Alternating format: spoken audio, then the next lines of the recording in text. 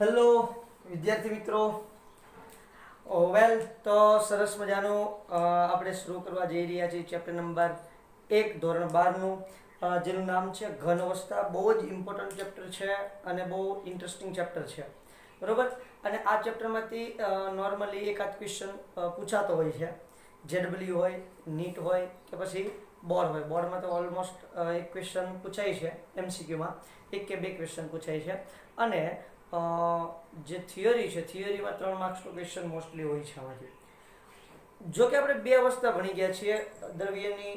2 અવસ્થા હોય, એમાં વાયુ અને પ્રવાહીનો બહુ આપણે ડિટેલમાં અભ્યાસ કર્યો છે ધોરણ 11ની અંદર, ચેપ્ટર નંબર 5માં, બરોબર. હવે જ્યારે ધોરણ 12ની અંદર ઘન અવસ્થા આવે છે. ઘન અવસ્થા પણ એટલી ઇન્ટરેસ્ટિંગ છે.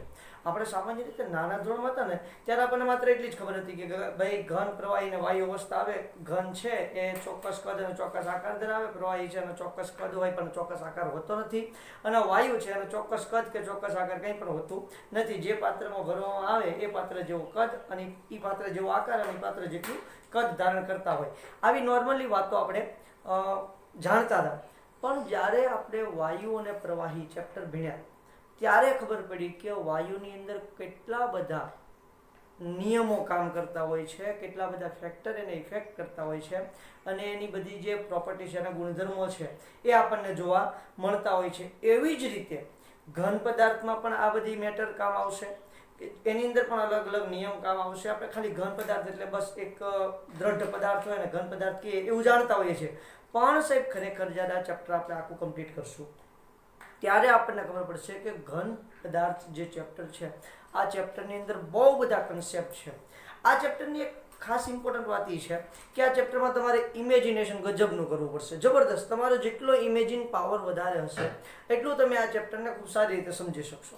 એટલે ખાસ મગજમાં રાખવાનું છે મિત્રો કે આ ચેપ્ટરની અંદર જેટલા કન્સેપ્ટ છે એને ઇમેજ કરવાના છે. ખાસ આ વસ્તુ આપણે શીખવાની છે. અને જોઈએ છે આ ચેપ્ટરને જેમ ખોલતા જશું એમ આપણને ખબર પડી જશે કે આની અંદરથી કેટલા બધા કન્સેપ્ટ બહાર આવે છે અને કેટલો બધા અને ઘન પદાર્થની અંદર સસ્પેન્સ રહેલા હોય છે. એ આપણે ચેપ્ટર ખોલતા જઈએ ત્યારે આપણને ખ્યાલ આવશે. ચેપ્ટરનું સરસ મજાનું હેડિંગ આપી દઉં છું. ચેપ્ટરનું નામ છે ચેપ્ટર નંબર 1 ઘન પદાર્થ, બરોબર છે. અથવા તો એને ઘન પદાર્થો કયો અથવા તો ઘન અવસ્થા, આપણે એને ઘન અવસ્થા કહીએ છીએ. ઘન અવસ્થા તમારા ચેપ્ટરનું નામ તમારી બુકની અંદર ઘન અવસ્થા લખેલું છે. Solid state.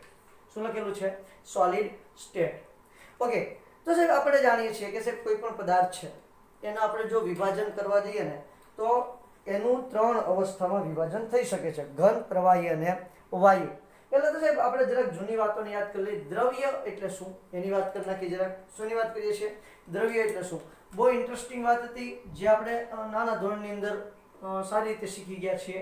દ્રવ્ય એટલે શું એની આપણે જરાક ફરી વખત વાત કરીએ છીએ. પહેલા અહીંયા દ્રવ્યની વ્યાખ્યા શીખવાડી દઉં છું કે દ્રવ્ય એટલે શું. જે પદાર્થ દળ ધરાવે અને અવકાશમાં જગ્યા રોકે તેને દ્રવ્ય કહે છે. બહુ ઇન્ટરેસ્ટિંગ વાત થઈ. તો સાહેબ કોનો સમાવેશ થાય? તો એની અંદર સાહેબ બધા જ પદાર્થો, મોટા ભાગના જે સંયોજનો છે, જે મિશ્રણ છે, બધાનો આની અંદર સમાવેશ થઈ જાય. સમજી લો કે ભાઈ દાખલા તરીકે ચોક, માર્કર, બોર્ડ, પેન વગેરે. કેટલા બધા એની અંદર તો સાહેબ તમે એક્ઝામ્પલ આપો એ બધા ઘટે. એટલા બધા એક્ઝામ્પલ છે. ઇલેક્ટ્રોનને સાહેબ દ્રવ્ય કહેવાય કે ના કહેવાય? ઇલેક્ટ્રોન તો ક્યાં એટલી બધી કઈ ખાસ જગ્યા નથી. રોકે ભાઈ આપણને બહુ સારી રીતે આપણને ખ્યાલ છે કે ભાઈ આ કેન્દ્ર છે, કેન્દ્રની આસપાસ ઇલેક્ટ્રોન ગતિ કરતો તો આ જો એને એટલી જગ્યા રોકી છે. પ્લસ આપણને ખબર છે એનું દળ છે 9.1 × 10⁻31 કિલોગ્રામ એનું દળ છે. તો દળ છે અને જગ્યા રોકે છે. તો દ્રવ્યની અંદર ઇલેક્ટ્રોનનો પણ સમાવેશ થાય, પ્રોટોનનો, ઓબ્વિયસલી પ્રોટોનનો પણ સમાવેશ થશે, બરોબર છે. બીજી વાતો કરવા જઈએ સાહેબ આપણે દ્રવ્યમાં આવી કે ના આવી? માણસ દ્રવ્યમાં આવે કે ના આવે? આટલું સરસ મજાનું ખતરનાક અવકાશની અંદર આપણે જગ્યા રોકેલી છે અને મસ્ત મજાનું 62, 65, 85, 90, 95 કિલો વજન હોય છે. તો એ પણ શેમાં આવે છે? દળ. એટલું દળ હોય છે તો એ પણ શેમાં આવે છે? તો કે દ્રવ્યની અંદર આવે છે. ઓકે, આ દ્રવ્યની હવે અવસ્થાની વાતો કરવા જઈએ. થોડું આપણે બેઝિકથી સ્ટાર્ટ કરીએ છીએ બેટા. ઓકે, દ્રવ્ય છે, આ દ્રવ્યની અવસ્થાની વાત કરવા જઈએ તો દ્રવ્યની મસ્ત મજાની 3 અવસ્થાઓ છે. એ 3 અવસ્થાઓ વિશે વન બાય વન આપણે જતા જઈએ. સૌથી પહેલા લઈએ છીએ ઘન. ઘનની તો વાતો કરવાની છે એટલે ઘનને હું છેલ્લે રાખું છું. સૌથી પહેલા લઉં છું વાયુ. બરોબર છે? અહીંયા લઉં છું પ્રવાહી અને અહીંયા લઉં છું ઘન. ચાલો, એની સામાન્ય વાતો કરીએ છીએ. તો ઘન પહેલા લઉં છું. ચાલો ઘન પહેલા લઈ લઈએ. ઘન વિશે જ વાતો કરવાની છે. ઘન પહેલા રાખીએ અને વાયુ પછી રાખીએ છીએ. ઘન, પ્રવાહી અને વાયુ. ઘનની વાત કરીએ તો ઘન પદાર્થ જે છે એની વિશે ડિટેલમાં તો હમણાં વાત કરીએ જ છે, પણ આ બેઝિક વાત કરું છું. કોને કહે છે? કે જે ચોક્કસ આકાર અને ચોક્કસ કદ ધરાવે છે એને ઘન પદાર્થ કહે છે. સામાન્ય વાત કરું છું, પછી આપણે ડિટેલમાં વાત કરીએ છીએ. ચોક્કસ આકાર અને ચોક્કસ કદ ધરાવે તેને ઘન પદાર્થ કહે છે. ચોક્કસ આકાર અને ચોક્કસ કદ ધરાવે તે પદાર્થને ઘન પદાર્થ કહે છે. તે પદાર્થને કેવો પદાર્થ કહે છે? ઘન પદાર્થ. ઓકે, તો આ સરસ મજાની ઘન પદાર્થની વાત થઈ. હવે વાત કરવી છે પ્રવાહી કોને કહેવાય? ઓકે, જે ચોક્કસ કદ તો ધરાવે છે પણ ચોક્કસ આકાર ધરાવતો નથી. જે પદાર્થ ચોક્કસ કદ ધરાવે પરંતુ ચોક્કસ આકાર ધરાવતો નથી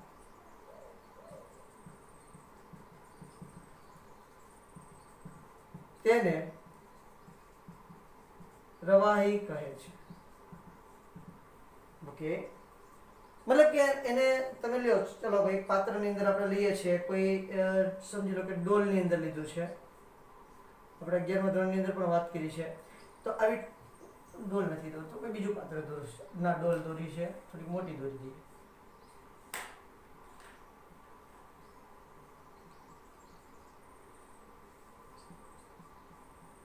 ચાલો, આ ડોલ મેં દોરી છે સરસ મજાની.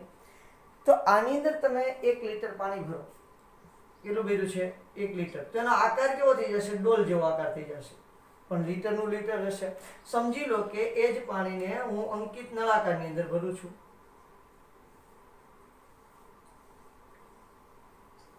અંકિત નળાકાર છે. અંકિત નળાકારની અંદર એ જ પાણીને લીટર પાણીને ભર્યું છે. તો એનો આકાર કેવો થઈ જશે? અંકિત નળાકાર જેવો, પણ પાણીનું કદ કેટલું રહેશે? લીટરનું લીટર. તો એને જે પદાર્થ ચોક્કસ કદ ધરાવે છે પરંતુ ચોક્કસ આકાર નથી, ડોલ માત્ર ડોલ જેવો આકાર, અંકિત નળાકાર હોય તો અંકિત નળાકાર જેવો આકાર, જેમાં ભરે એવો આકાર ધારણ કરે એને પ્રવાહી કહેવાય. ઘન પદાર્થનું કેવું છે? સમજી લો કે ભાઈ લોખંડનો ટુકડો લીધો છે તો એનો સમજી લો કે આકાર આવો છે અને કદ કંઈક આ રીતનું છે. તો હવે એને આપણે જ્યારે કોઈ પણ પાત્ર સમજો કે ડોલમાં નાખો, એને અંકિત નળાકારમાં રાખો, તમે હાથમાં પકડી રાખો, ટેબલ પર મૂકો, કોઈ પણ જગ્યાએ રાખો, તો એનો આકાર એવડો રહેશે, આવો જ રહેશે અને કદ એનો એટલું જ રહેશે. અને આકાર કે કદમાં કોઈ ફેરફાર થાય નહીં. એટલા માટે ચોક્કસ કદ અને ચોક્કસ આકાર હોય. વાત આવે છે વાયુની. તો કે જે પદાર્થને ચોક્કસ કદ કે આકાર હોતા નથી, ચોક્કસ કદ કે ચોક્કસ આકાર, ચોક્કસ કદ કે ચોક્કસ આકાર એવો શબ્દ વાપરો, આકાર હોતા નથી તેને વાયુ કહે છે. બહુ ઇન્ટરેસ્ટિંગ વાત. ચાલો, હવે એને આપણે જે પાત્રમાં ભરીએ એ પાત્ર જેટલું કદ ધારણ કરે અને પાત્ર જેવો આકાર ધારણ કરે. સમજી લો કે ભાઈ કોઈ એક નાની અમથી તમારી પાસે H2S ગેસની એક નાની અમથી બોટલ છે. આ ટાઈપની બોટલ છે. અત્યારે આપણે એને પેક રાખીએ છીએ. H2S એટલે આપણે બહુ જાણીએ છીએ કે બહુ ખરાબ વાસ ધરાવતો વાયુ છે. હવે આ બોટલને હું કોઈ ઓરડાના એક ખૂણામાં રાખી અને બોટલનું ઢાંકણું ખોલી દઉં છું, તો બોટલમાંથી H2S ગેસ બહાર આવશે. અને આખા ઓરડાની અંદર પ્રસરી જશે ગજબનો. તો હવે સાહેબ જ્યાં સુધી આ H2S ગેસ બોટલમાં હતો ત્યાં સુધી એનો આકાર કેવો હતો? બોટલ જેવો. એનું કદ કેટલું હતું? બોટલ જેટલું. સમજી લો કે બોટલ છે 20 ml ની, તો 20 ml કદ હતું અને 20 ml ની બોટલનો જે આકાર છે એનો આકાર હતો. પણ હવે મેં ઢાંકણું ખોલી નાખ્યું છે તો આ H2S ગેસનો આકાર કેવો થઈ જશે? ઓરડા જેવો. એનું કદ કેટલું થઈ જશે? ઓરડા જેટલું. એટલે જે પાત્રમાં એને ભરો એવો આકાર અને એટલું કદ ધારણ કરી લે એને આપણે શું કહીએ છીએ? વાયુ તરીકે ઓળખીએ છીએ. આ સરસ મજાની સામાન્ય વાતો છે. આ સરસ મજાની કેવી વાતો છે બેટા? સામાન્ય વાતો છે, બરાબર. હવે ઘન પદાર્થ વિશે આપણે થોડું ડિટેલમાં જોતા જઈએ. આનો ફટાફટ સ્ક્રીનશોટ લઈ લો એટલે આગળ વધીએ. તો હવે આપણને એમ થાય કે ભાઈ જે પ્રવાહી છે અને વાયુ છે તો એની અંદર ચોક્કસ કદ અને ચોક્કસ પ્રવાહી છે તો એની અંદર ચોક્કસ કદ છે પણ ચોક્કસ આકાર નથી. જ્યારે વાયુ છે તો એમાં ચોક્કસ કદ કે ચોક્કસ આકાર બંને બેમાંથી કંઈ પણ નથી. તો એવું શા માટે થાય છે? અને ઘન પદાર્થની અંદર ચોક્કસ કદ અને ચોક્કસ આકાર શા માટે રહે છે? તો એક બહુ સરસ મજાની માટે કારણ જવાબદાર છે.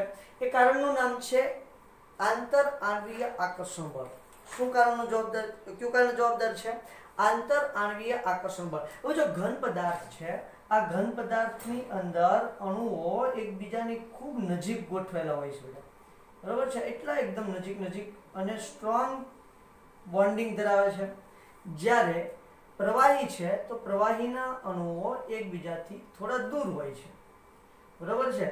જેથી એના અણુઓ વચ્ચે જે બોન્ડિંગ છે એ ઓછું હોય છે. મતલબ આકર્ષણ. બોન્ડિંગ મતલબ શું કહું છું? કે આકર્ષણની વાત કરું છું. જ્યારે વાયુ, કોઈ પણ વાયુમય પદાર્થ છે તો વાયુમય પદાર્થના અણુઓ વચ્ચે આંતર આણ્વીય આકર્ષણ બળ ખૂબ જ ઓછું હોય છે. જ્યારે એના અણુઓ છે એ એકબીજાથી ખાસા એવા અંતરે ગોઠવાયેલા હોય છે.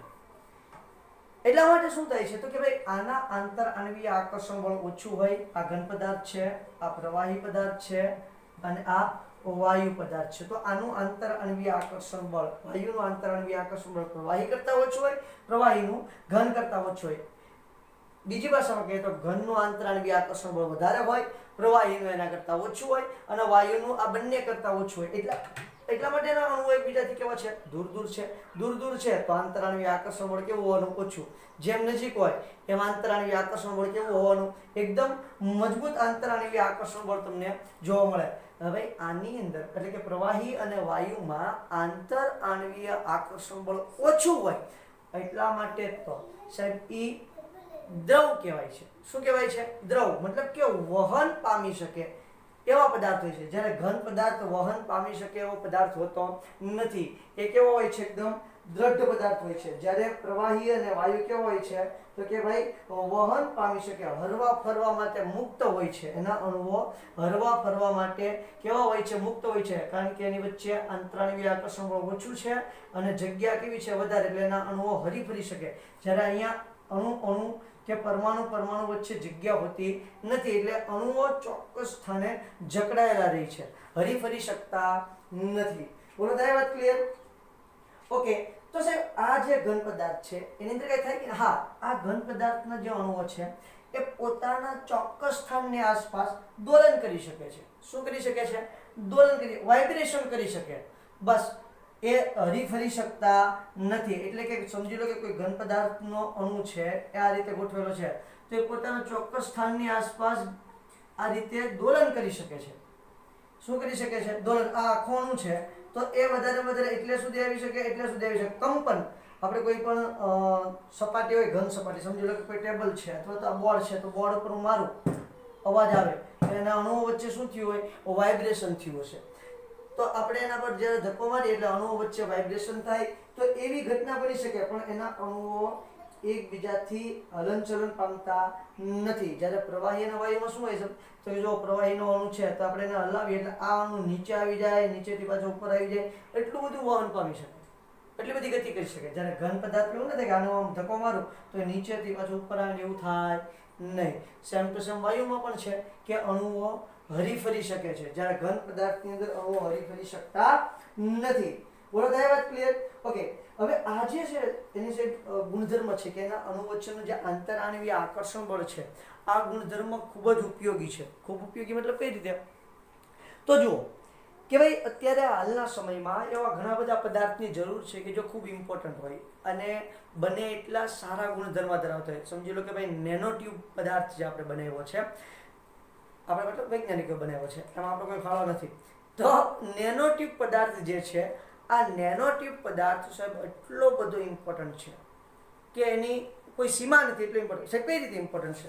સમજી લો કે ભાઈ નેનો ટ્યુબ પદાર્થ છે તો એ વજનમાં એલ્યુમિનિયમ કરતાં હલકો છે, મજબૂતાઈમાં સ્ટીલ કરતાં મજબૂત છે, અને વાહકતામાં કોપર કરતાં વધારે વાહક. કારણ કે વાહક પદાર્થની અંદર ગણતરી કરવાની જોઈએ તો કોપર ખૂબ અતિ વાહકની અંદર આવે છે, પણ નેનો ટ્યુબ છે એ એની કરતાં પણ વાહક છે. હલકામાં હલકી ધાતુ કોઈ લેવા જઈએ તો એલ્યુમિનિયમ છે, પણ નેનો ટ્યુબ એના કરતાં પણ હલકું છે. મજબૂત કોઈ ધાતુ લેવા જઈએ કે મિશ્ર ધાતુ લેવા જઈએ તો સ્ટીલ છે, તો નેનો ટ્યુબ એના કરતાં પણ વધારે મજબૂત છે. તો આ ઘન પદાર્થ જે છે એ આવા યોગ્ય ગુણધર્મોવાળા ઘન પદાર્થ તમે બનાવી શકો છો. અને સાહેબ એની આપણે ભવિષ્યમાં ખૂબ સારી એવી જરૂર પણ પડવાની છે. સમજી લો કે ભાઈ તમારે કોઈ ઘન પદાર્થ અતિ સુવાહક ઘન પદાર્થ બનાવવો છે, બરોબર છે, પ્લાસ્ટિકની જગ્યાએ પેકિંગમાં ઉપયોગ લઈ શકાય એવો પદાર્થ બનાવો છે, સર્જિકલ પ્લાન્ટમાંથી ઉપયોગી પદાર્થ, મતલબ કે તમારે કોઈ ઇમ્પ્લાન્ટ કરવું છે, સર્જિકલ ઇમ્પ્લાન્ટ કરવું છે, મતલબ કે કોઈ તમારે આપણે એમ કહીએ ને ભાઈ કોઈને હાર્ટ એટેક આવતો હોય, નળી બ્લોક થઈ ગઈ હોય તો એની અંદર સ્પ્રિંગ મૂકે છે, તો આ પણ ઘન પદાર્થ છે, બરોબર છે. અને એ ઘન પદાર્થ તમે એના ગુણધર્મોને ધ્યાનમાં રાખીને બનાવેલો હોય છે. સુવાહકોની અંદર તમે આ પદાર્થને સરસ મજાનો ગોઠવી શકો છો. એવી ઘણી બધી મેટરો તમે ઘન પદાર્થની જોઈ શકો છો. અને આપણે આ ચેપ્ટરની અંદર એની બધી વાતો પણ કરવાની છે. આપણે આ ચેપ્ટરની અંદર શું શું જોવાનું છે એની જરાક વાત કરીએ છીએ. આપણે આ ચેપ્ટરની અંદર પહેલા તો ઘન પદાર્થના પ્રકાર જોવાના છે. ઘન પદાર્થના પ્રકાર. અત્યાર સુધી આપણે જે આજે સરસ મજાની વાતો જે ચાલે છે એ વાતો માત્ર ને માત્ર કઈ છે તો કે આજે આપણે વાતો કરીએ છીએ એ માત્ર ને માત્ર એની પ્રસ્તાવનાની વાતો છે, બરાબર. ઘન પદાર્થના પ્રકારની વાત કરવાના છીએ તો સાહેબ જે તમારે ઘન પદાર્થ છે એ સ્ફટિકમય અને અસ્ફટિકમય બે પ્રકારના ઘન પદાર્થ હોય. શેની વાત કરવાની છે? સ્ફટિકમય અને અસ્ફટિકમય. સ્ફટિકમય અને અસ્ફટિકમય. એમાંય આપણે સ્ફટિકમય ઘન પદાર્થ જે છે એના વિશે વધારે ડિટેલમાં જશું તો એના પાસે 4 પ્રકાર પાડીશું. કેટલા પ્રકાર પાડવાના છે? સ્ફટિકમય ઘન પદાર્થના આપણે 4 પ્રકાર પાડવાના છીએ. એક આણ્વીય ઘન પદાર્થ, બીજો આયનીય ઘન, ત્રીજો ધાત્વીય ઘન, અને ચોથો જે પ્રકાર પાડવાનો છે સહસંયોજક અથવા તો જાળીદાર ઘન.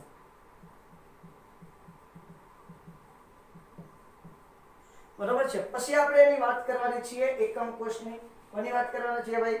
એકમ કોષની વાત કરવાની છે. આ જે વાતો છે સાહેબ એ બહુ ઇમ્પોર્ટન્ટ છે. એકમ કોષની વાત કરશું, એકમ કોષના પ્રકારની વાત કરશું. કોની વાત કરવાના છીએ? એકમ કોષ અને તેના પ્રકાર. એકમ કોષ અને તેના પ્રકાર બહુ જ ઇન્ટરેસ્ટિંગ વાત છે બધી. પછી આપણે જે વાત કરવાની છે એના સંવૃત સંકુલનની. શેની વાત કરવાની છે? સંવૃત સંકુલન રચનાની વાત કરવાની છે. સંવૃત સંકુલન રચનાની સરસ મજાની વાતો કરવાના છે. આ સંવૃત સંકુલન રચના એની ગોઠવાઈ જાય પછી આપણે વાત કરવાના છે એના પેકિંગ ક્ષમતાની. અષ્ટફલકીય અને ચતુષ્ફલકીય છિદ્ર આજે આવશે આમાં. અષ્ટફલકીય અને ચતુષ્ફલકીય છિદ્ર. અષ્ટફલકીય અને ચતુષ્ફલકીય છિદ્રની વાત કરવાની છે. બહુ ઇન્ટરેસ્ટિંગ વાત આવશે સાહેબ જ્યારે છિદ્રની વાત કરશું ત્યારે. પછી એની વાત કરવાની છે સંકુલન ક્ષમતાની. આ સંકુલન રચના છે, બરોબર છે. પછી સંકુલન ક્ષમતા આવશે. મતલબ કે કોઈ ઘન પદાર્થ છે, બરોબર. ઘન પદાર્થની અંદર જ્યારે અણુઓ ગોઠવાયેલા હોય તો એનો કેટલો જથ્થો એને કેટલો કદ રોકેલું છે, કેટલું કદ એનું ખાલી છે, એ વાતો આપણે સંકુલન ક્ષમતાની વાતો કરવાના છે ચેપ્ટરની અંદર. ત્યાર પછી વાત જે કરવાના છે સંકુલન ક્ષમતા, એના અલગ અલગ દાખલાઓ આવવાના છે, બરોબર છે. સંકુલન ક્ષમતા અને તેના ઉદાહરણ. ત્યાર પછી વાત કરવાના છીએ આપણે ક્ષતિઓની. ઘન પદાર્થ જે આવશે એ ઘન પદાર્થની અંદર ક્ષતિઓ આવશે અલગ અલગ પ્રકારની, બરોબર છે. એક ફ્રેન્કલ ક્ષતિ આવશે, પછી બિંદુ ક્ષતિ આવશે, અવકાશીય ક્ષતિ આવશે, એવી ઘણી બધી ક્ષતિની તત્વયોગમિતીય, બિન તત્વયોગમિતીય ક્ષતિ, આવી બધી ક્ષતિઓની વાત કરવાના છીએ. ત્યાર પછી વાત કરવાના છીએ વાહક, અવાહક, અર્ધવાહક. વાહક, અવાહક અને અર્ધવાહક આ પદાર્થોની વાતો કરવાની છે. વાહક પદાર્થ, અર્ધવાહક પદાર્થ અને અવાહક પદાર્થ. પછી જે અર્ધવાહક પદાર્થ છે, આ અર્ધવાહક પદાર્થની અંદર અશુદ્ધિ ઉમેરવાની છે, એટલે કે ડોપિંગ કર્યું કહેવાય. શું કર્યું કહેવાય? ડોપિંગ. તો અર્ધવાહક પદાર્થની અંદર જ્યારે આપણે અશુદ્ધિ ઉમેરીએ અને એની વાહકતામાં વધારો કરીએ તો એના વિશે પણ આપણે વાત કરશું. ડોપિંગ, એનું નામ આપેલું છે ડોપિંગ.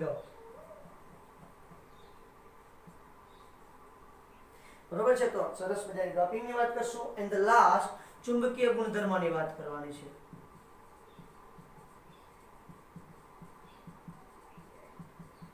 ચલો, એટલી સરસ મજાની બધી ઘન પદાર્થની વાતો કરવાની છે કે જેના વિશે આપણે આ ચેપ્ટરની અંદર ડિટેલમાં અભ્યાસ કરવાના છે. શેમાં અભ્યાસ કરવાના છે? ડિટેલમાં આ ઘન પદાર્થ વિશે આપણે અભ્યાસ કરવાનો છે. ઘન પદાર્થના એટલા બધા ગુણધર્મો જોવાના છે અને આમાંય હજી જે આપણે વધારે કન્સેપ્ટ આવતા જશે એની પણ અહીંયા વાતો કરતા જશું. ઓકે, તો શરૂઆત કરી દઈએ કે ભાઈ ઘન પદાર્થ છે તો સાહેબ ઘન પદાર્થ આપણે તો સામાન્ય રીતે શું જોઈએ છે કે ચાલો આ ઘન પદાર્થ છે, બસ એટલી જ આપણને ખબર હોય છે.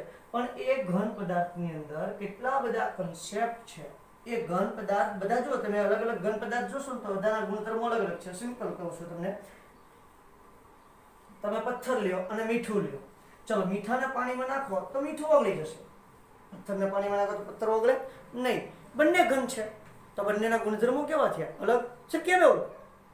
એકના ગુણધર્મો અલગ પ્રકારના છે, બીજાના ગુણધર્મો અલગ પ્રકારના છે. આવું કઈ રીતે પોસિબલ બને? તો આવું ગુણધર્મોમાં ફેરફાર છે કઈ રીતે થાય છે? તો જુઓ, ઘણી વખત કેવું થાય છે કે કોઈ ઘન પદાર્થ છે એની અંદર કોઈ અશુદ્ધિ રહી જાય, બરોબર છે. જો અશુદ્ધિ રહી જાય તો પણ એના ગુણધર્મોમાં ફેરફાર થાય. અથવા તો આપણે એવું કહી શકીએ કે ભાઈ જેનું બંધારણ છે, બંધારણમાં કંઈક ખામી રહી જાય. શું રહી જાય? કંઈક ખામી રહી જાય તો પણ એના બંધારણની અંદર ફેરફાર થાય એટલે એના ગુણધર્મોની અંદર ફેરફાર થઈ જશે. તો હવે આપણે જોવી પડે ઘન પદાર્થની લાક્ષણિકતાઓ. શું જોવું પડે છે? તો કે ભાઈ ઘન પદાર્થની લાક્ષણિકતાઓ. ઘન પદાર્થની લાક્ષણિકતાઓની આપણે વાતો કરવી પડે. ચલો વેલ, કોઈ વાંધો નહીં. ઘન પદાર્થની લાક્ષણિકતાઓની વાતો કરી. સાહેબ શું છે ઘન પદાર્થની લાક્ષણિકતાઓ? શું છે એ જોઈએ. પહેલી વાત, ઘન પદાર્થ જે છે એ ઘન છે એની માટે બે કારણો જવાબદાર છે, અથવા તો કોઈ પણ પદાર્થની અવસ્થા માટે બે કારણો જવાબદાર હોઈ શકે. પહેલી વાત, પહેલું એની અંદર જે જવાબદાર કારણ છે એ જવાબદાર કારણ છે એની અંદર રહેલી તેનું આંતર આણ્વીય આકર્ષણ બળ. પહેલું જવાબદાર કોણ છે? તો કે આંતર આણ્વીય આકર્ષણ બળ. આંતર આણ્વીય આકર્ષણ બળ.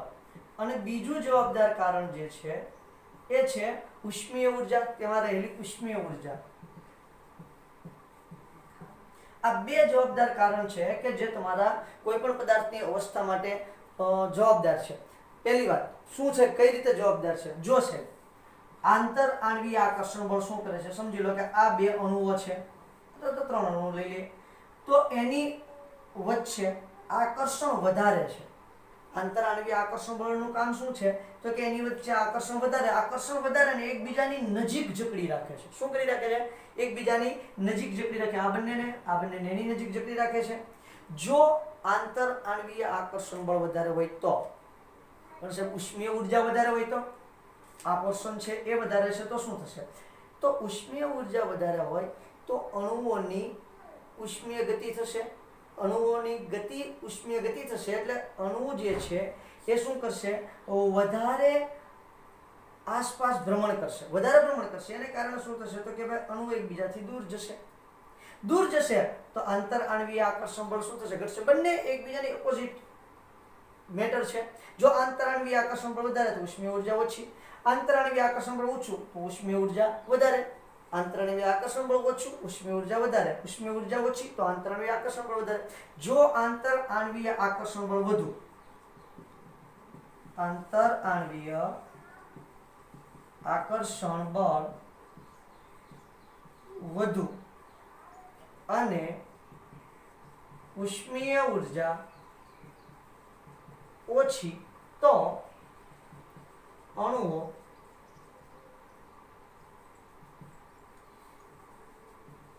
એકબીજા સાથે જકડાયેલા રહે છે. વાત નંબર 2, જો ઉષ્મીય ઉર્જા વધારે અને આંતર આણવીય આકર્ષણ બળ ઓછું તો અણુઓ એકબીજાથી દૂર રહે છે. અણુ એકબીજાથી શું રહે છે? દૂર. તો આપણે જે ઘન પદાર્થ છે એમાં ઘટના આ બને છે, આંતરાણવીય આકર્ષણ બળ વધારે છે અને ઉષ્મીય ઉર્જા કેવી છે? ઓછી. જ્યારે પ્રવાહી અને વાયુની અંદર આ મેટર બને છે કે ઉષ્મીય ઉર્જા વધારે છે, આંતરાણવીય આકર્ષણ બળ ઓછું છે. એમાં ખાસ કરીને વાયુમાં તો આ પ્રબળ રીતે જોવા મળે છે. સર એના કારણે ઘન પદાર્થ શું કરે છે તો કે ભાઈ આંતરાણવીય આકર્ષણ બળ વધારે છે અને ઉષ્મીય ઉર્જા ઓછી છે, એટલે અણુઓ એકબીજા સાથે જકડાયેલા રહે છે અને તમારો પદાર્થ કેવો છે? ઘન પદાર્થ છે.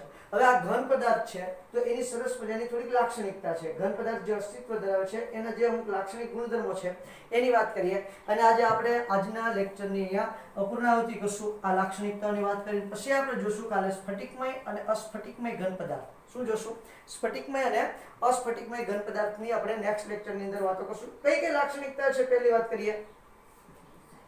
ઘન પદાર્થના લાક્ષણિક ગુણધર્મો. ચાલો, લાક્ષણિકતા નંબર 1, લાક્ષણિક ગુણધર્મો. પહેલો, ઘન પદાર્થને ચોક્કસ કદ, ચોક્કસ દળ અને આકાર હોય છે. ચોક્કસ કદ, દળ અને આકાર હોય છે. આ લાક્ષણિકતા નંબર 1. લાક્ષણિકતા નંબર 2, આંતર આણવીય અંતર ટૂંકા હોય છે. આ તો બરાબર છે ને, આ તમારો ઘન પદાર્થ છે. ઘન પદાર્થના અણુઓ જે છે એના જે અણુ વચ્ચેનું અંતર છે કેવું હોય? ટૂંકું હોય. જ્યારે વાયુની અંદર કેવું હોય? આંતર વધારે હોય છે. તો શું કહે છે? આંતર આણવીય અંતર ટૂંકા હોય છે. હવે બીજી વાત, હવે જો આ અંતર ટૂંકું છે, આ અંતર વધારે છે. પેલા આપણે લાકડીની વાત કરીએ ને, ભાઈ લાંબી લાકડી હોય, તમારે એને તોડવી હોય તો સરળતાથી તૂટી જાય. જ્યારે એકદમ ટૂંકી લાકડી હોય તો તોડવા માટે શું કરવું પડે? વધારે બળ આપવું પડે. તો આંતર આણવીય અંતર ટૂંકા છે ઘન પદાર્થમાં, તો એની જે બંધ તોડવો છે એ તોડવા માટે ઉર્જા કેવી જોશે? વધારે. એટલે આંતર આણવીય બળ કેવું હોય? પ્રબળ હોય. વાત નંબર 3, આંતર આણવીય બળ પ્રબળ હોય છે.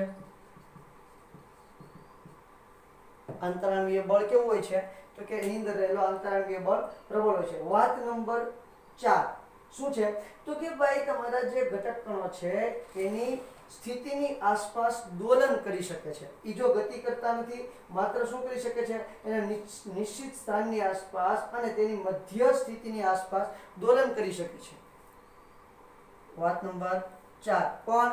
તો કે તમારા જે ઘટક કણો છે, ખાસ કરીને ઘન પદાર્થના ઘટક કણો કોણ હોય છે? ઘટક કણોની અંદર આવે છે અણુ, પરમાણુ કે આયન. ઘટક કણો મધ્ય સ્થાનની આસપાસ દોલન કરે છે. બાપુ શું કરે છે? દોલન કરે છે. તો ભાઈ તમારો આ જે ઘન પદાર્થ છે એનો આ ઘટક કણ છે, અણુ, પરમાણુ કે આયન કોઈ લઈ શકો, તો એના મધ્ય સ્થાનની આસપાસ શું કરશે? દોલન કરશે. જીગી જીગી જીગી એટલે આસપાસ શું કરી શકે? દોલન કરી શકશે. એ આ અણુ છે એ અહીંથી ગતિ કરે અને આખા પદાર્થની અંદર આંટા મારે એવું પોસિબલ બનવાનું નથી. માત્ર એના ઘટક કણની જે મધ્ય સ્થાન છે, ઘટક કણ છે એના મધ્ય સ્થાનની આસપાસ દોલન કરી શકે છે, બસ. એ બીજું કંઈ કરી શકતો નથી. એની અંદર લાસ્ટ ઘન પદાર્થ જે છે, આ પદાર્થ દ્રઢ અને અસંકોચનીય હોય છે. ઘન પદાર્થ ઘન પદાર્થ દ્રઢ અને અસંકોચનીય હોય છે. That's all. કઈ રીતે? હવે સમજો, આ બે અણુ દૂર દૂર હોય બેટા, તો આપણે એને એની નજીક લાવી શકીએ, બરોબર. પણ હવે એકબીજાને અડકીને જ આવેલા હોય. ઘન પદાર્થમાં તો ઓલરેડી આ રીતે જ હોય.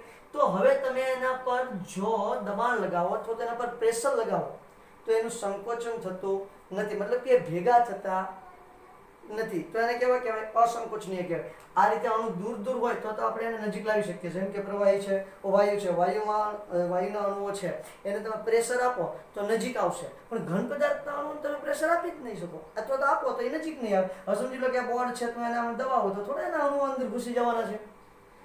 ઓલરેડી નજીક જ છે, અડીને જ આવેલા છે, તો એને પ્રેશર આપવાથી એનું સંકોચન થતું નથી. બીજી વસ્તુ, દ્રઢ પદાર્થ છે. કેવો પદાર્થ છે?